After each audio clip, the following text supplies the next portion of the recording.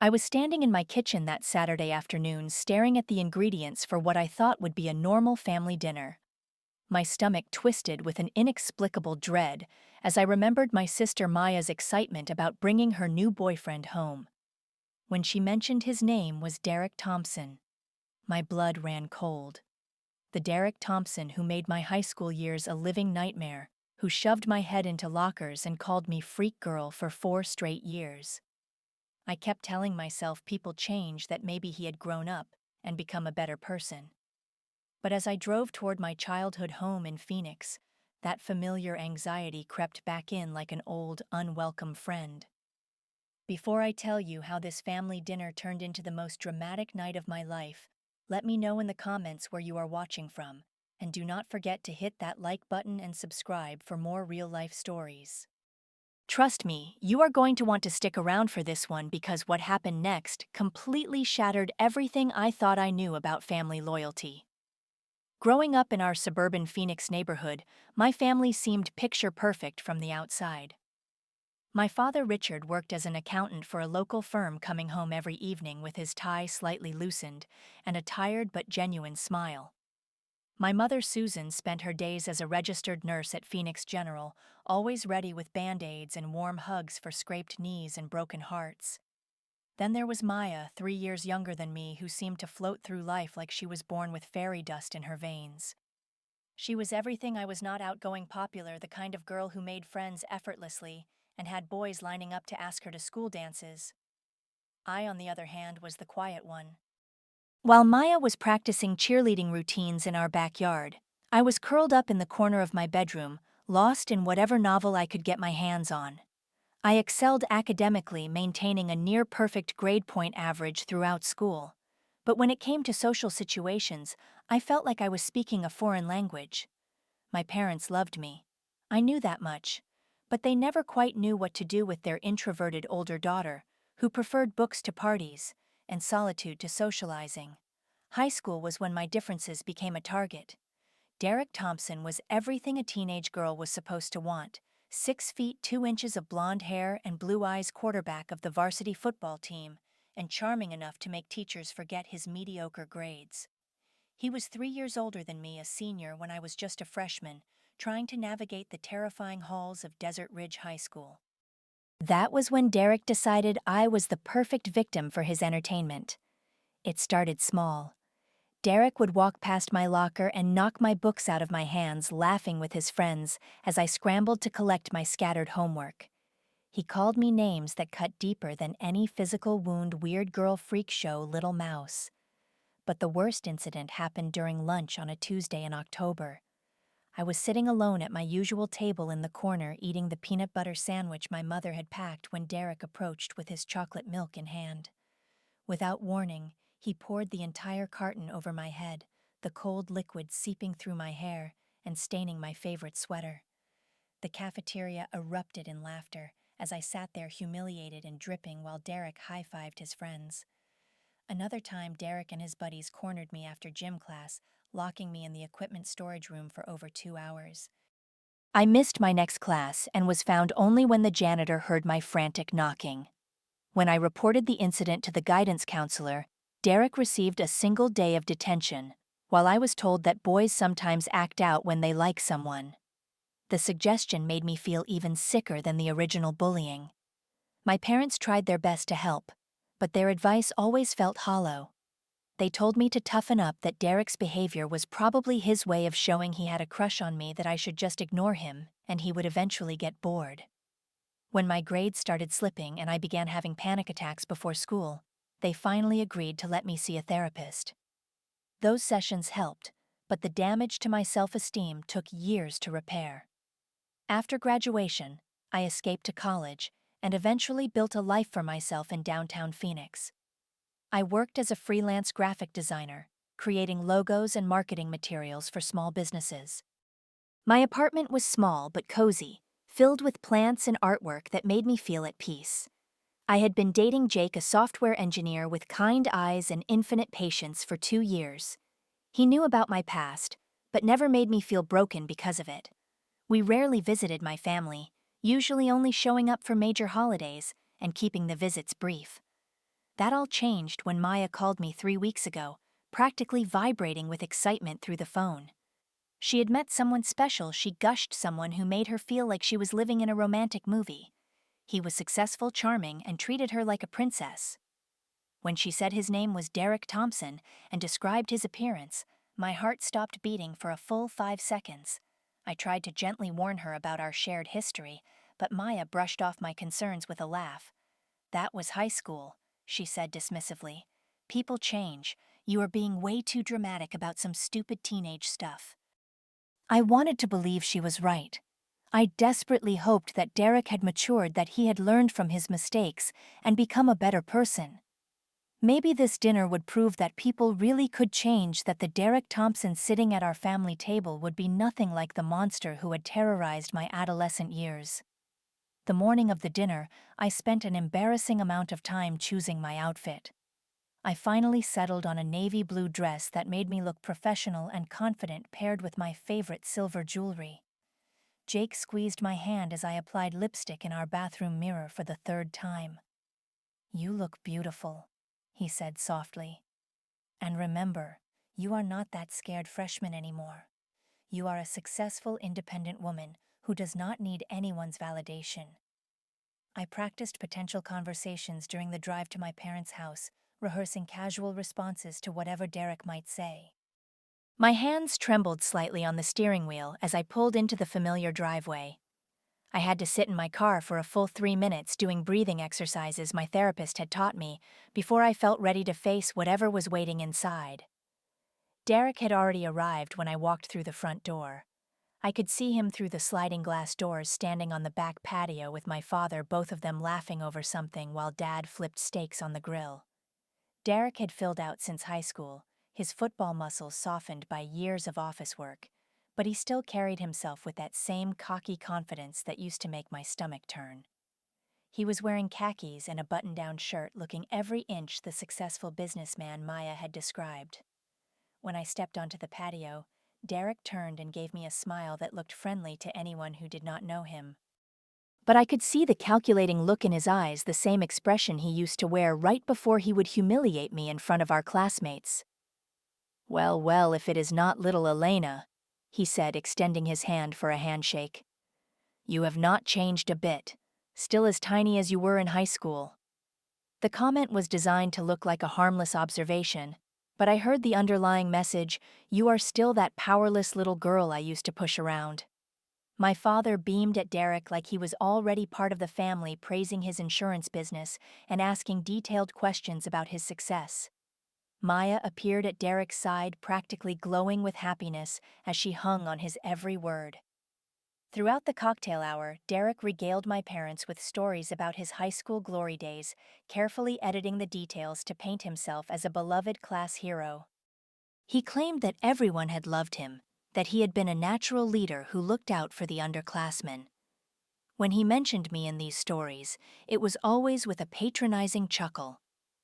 "Elena always had quite the imagination," he said when I tried to gently correct one of his more outrageous fabrications.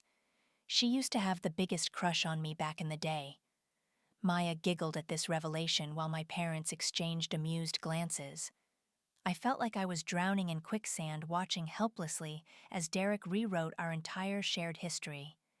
When he made a comment about my career, asking if I was still playing with crayons like in art class, my family laughed along as if his condescension was charming. During dinner, I tried to have a private conversation with Maya while we were both in the kitchen getting dessert. I wanted to warn her about Derek's controlling behavior, the way he spoke for her, and guided her movements with subtle touches that looked affectionate, but felt possessive. "Maya, I need you to listen to me," I said urgently. "Derek is not who you think he is. The way he treated me in high school was not normal teenage behavior. He was cruel and vindictive, and I am worried he has not actually changed." Maya's face hardened instantly. "I cannot believe you are doing this," she snapped. "Derek told me you might try to sabotage our relationship because you were always jealous of him. He said you used to follow him around school trying to get his attention, and that you made up stories about him when he was not interested." I stared at my sister in shock, realizing that Derek had been preparing for this moment, building his defense by poisoning Maya against me before I even had a chance to speak. He had twisted my victimization into unrequited love, my trauma into teenage delusion. That is not true, Maya. None of that ever happened. Derek made my life hell, and now he is manipulating you the same way he manipulated everyone back then. But Maya was already walking away, her jaw set in determination. You are jealous because I found someone who actually wants me, unlike your boring relationship with Jake. Derek told me you have always been dramatic about everything, and now I see he was right. As we returned to the dining room, I felt completely isolated, like I was watching my family fall under a spell that I was powerless to break. Back at the dinner table, Derek seemed to sense that his manipulation was working perfectly. He launched into another story from high school, this one about how I used to leave love notes in his locker and follow him around campus like a lost puppy. The story was completely fabricated, a twisted version of events that painted me as a desperate, obsessive teenager who had harbored unrequited feelings for the popular quarterback. Poor Elena, Derek said with mock sympathy, shaking his head as if he felt sorry for me. She used to wait by my locker every morning, hoping I would notice her. I tried to let her down easy, but she just could not take a hint. My parents looked uncomfortable but continued to laugh nervously, while Maya gazed at Derek with even more adoration for his supposed kindness to her pathetic sister. Derek continued his character assassination, describing incidents that had never happened, claiming I had stalked him and made up stories about him when he tried to establish boundaries. The guidance counselor had to get involved because Elena kept making these wild accusations about me. Derek said, his voice dripping with false concern. It was really sad, actually. I think she just had trouble distinguishing between reality and her fantasy world. He was systematically destroying my credibility, making sure that anything I said about our real history would sound like the rantings of a delusional woman who could not accept rejection. The most sickening part was watching my family buy into his narrative, nodding sympathetically as if they were learning something new about their own daughter and sister. That was when something inside me snapped. I excused myself from the table, telling everyone I needed to get something from my purse. In the hallway, I opened my checkbook and wrote out a check for $2,500.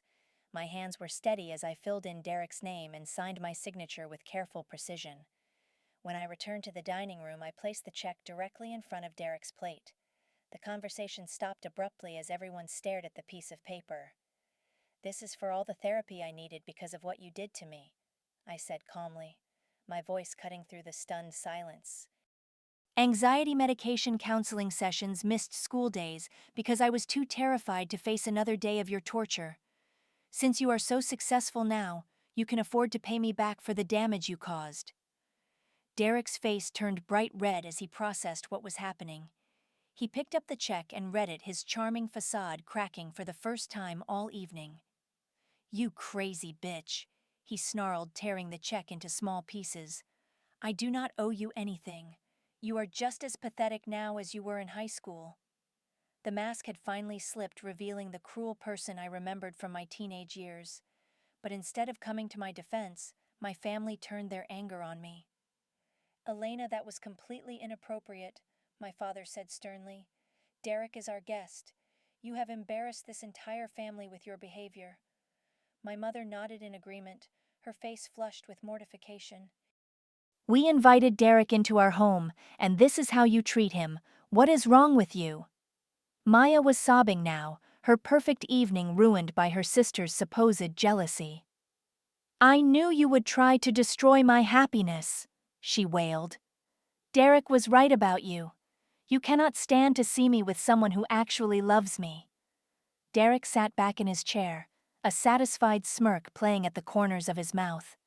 He had successfully turned my entire family against me, with just a few carefully crafted lies and a well-timed show of outrage at my unreasonable behavior.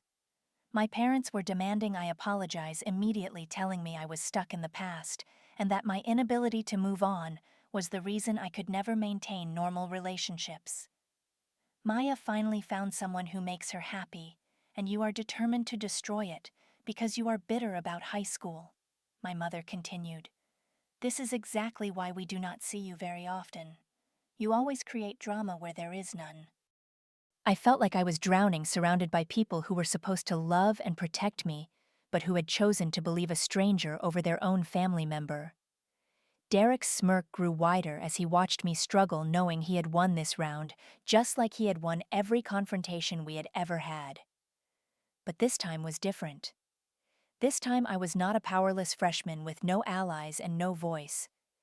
This time I had something Derek did not expect: preparation. I stood up slowly, my chair scraping against the hardwood floor in the sudden silence. Everyone was staring at me, waiting for the apology. They felt entitled to the admission that I had been wrong to bring up ancient history and ruin my sister's happiness. Derek leaned back in his chair like a king holding court, confident that he had successfully destroyed my credibility and turned my family against me. "You want an apology?" I said calmly, pulling out my phone. "I have something better than that." I had done my homework after Maya first mentioned Derek's name. It had taken me exactly one phone call to track down Stephanie Morrison, Derek's most recent ex-girlfriend before Maya. What I discovered during our conversation was both heartbreaking and completely unsurprising. "Maya," I said, opening my voice recording app, "I want you to call Stephanie Morrison and ask her about her relationship with Derek." Derek's face went pale as I pressed play on a recording I had made with Stephanie's permission just 2 days earlier.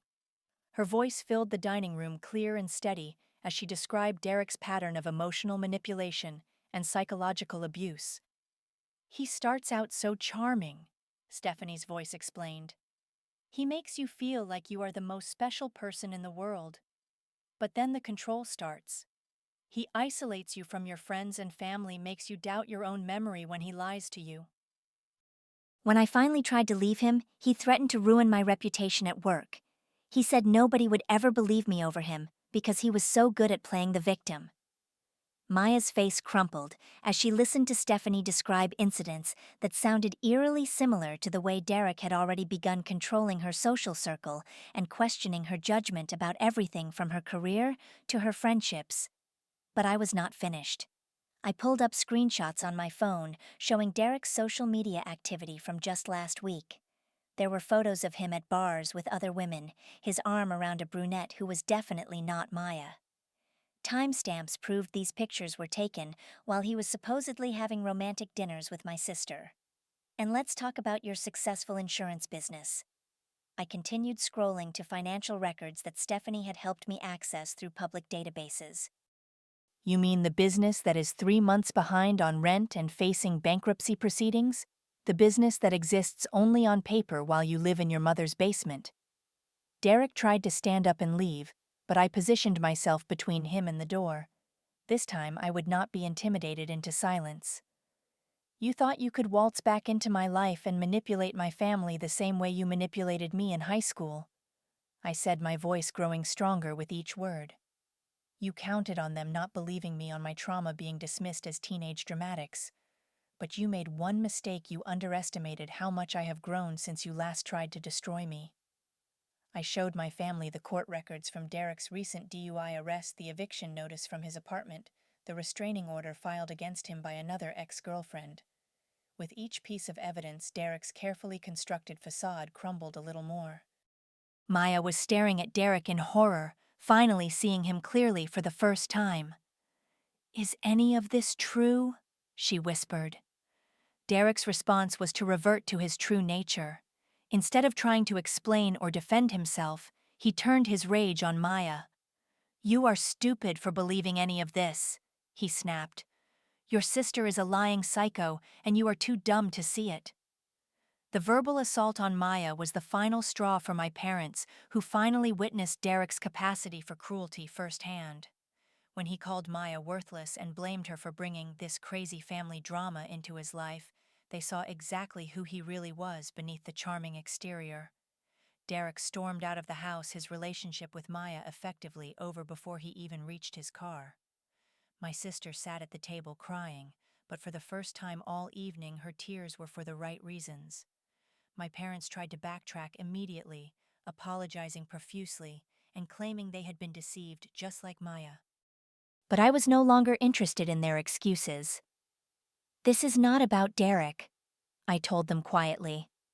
"This is about the fact that you chose to believe a stranger over your own daughter, without asking a single question. This is about how you have always treated me like my feelings and experiences do not matter." Maya looked up at me through her tears, her voice small and broken. "Elena, I am so sorry. I should have believed you. I should have listened." I felt a flicker of sympathy for my sister, who had been manipulated by an expert predator. But I was not ready to forgive the years of being dismissed and minimized by my family. "I love you all," I said, gathering my purse and jacket. "But I cannot be part of a family that refuses to protect me or believe me when I tell them I am being hurt. When you are ready to examine how you have treated me and make real changes, you know how to reach me." I walked out of that house knowing I might never return, but for the first time in years, I felt completely free. 6 months later, I was thriving in my new apartment across town with Jake, who had supported my decision to set boundaries with my family completely. I had started seeing my therapist again, not because I was broken, but because I wanted to continue growing and healing. Maya had reached out a few times, genuinely apologetic, and working to rebuild our relationship slowly. She had broken up with Derek immediately after that dinner and was in therapy herself, learning to recognize manipulation tactics and rebuild her self-worth. My parents, however, had never offered a real apology or acknowledged their role in what happened. They sent generic holiday cards and left voicemails asking when I would stop being dramatic and come home proving they still did not understand why I had walked away. I learned that family is not just about blood relations. Family is about people who believe you, protect you, and love you even when it is inconvenient. True family does not ask you to minimize your pain or pretend abuse never happened for the sake of keeping peace. I built a chosen family with Jake, close friends who truly knew me, and a therapist who helped me understand that my worth was not determined by other people's approval. The most important lesson I learned was that sometimes the bravest thing you can do is walk away from people who refuse to see your value. I am not the scared girl Derek bullied in high school, and I am not the daughter who desperately craved her parents' validation. I am a woman who knows her worth and refuses to accept anything less than respect and genuine love. Standing up to Derek that night was not just about getting justice for what he did to me in high school. It was about proving to myself that I would never again allow anyone to make me feel small, powerless, or invisible. Some people never change, but the beautiful thing is that you can.